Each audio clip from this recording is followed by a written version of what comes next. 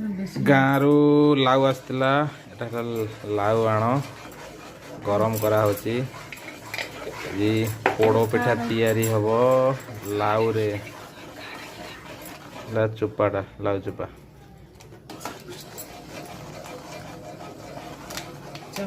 ଏଥିରେ କିଛି ଗୁଡ଼ ଦିଆହେଲା ମିଠା ପାଇଁ, ଲୁଣ ଦିଆହେଇଛି। ପୋଡ଼ପିଠା କାଲି ହବ, ଆଜି ଜନ୍ତେଇକି ତାକୁ ରଖାହବ।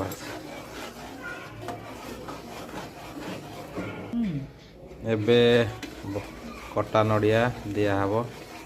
ନଡ଼ିଆ ଟେଷ୍ଟି ପାଇଁ ନଡ଼ିଆକୁ ଟିକେ ହାଲକା ଭାଜି ଦିଆହେଇଛି।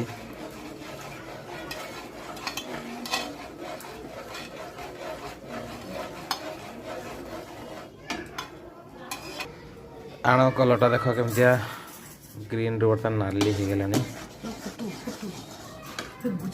ଏବେ ଚାଉଳ ଚୂନା ଦିଆହେଲା। ଚୂନା ଦିଆହବ, ଘଣ୍ଟା ହେବ, ଘଣ୍ଟା ହେବ ଯେପର୍ଯ୍ୟନ୍ତ ଟାଣ ନ ହେଇଛି ଏମିତି ଦିଆହେଉଥିବ।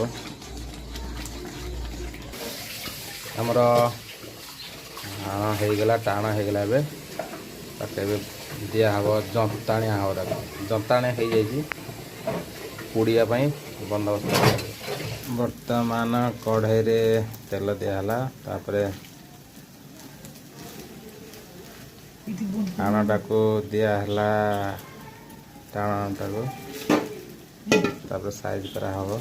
ଏବେ ରେଡ଼ି ହେଇଗଲା। ଏବେ ଘୋରେଇ ଦିଆହବ।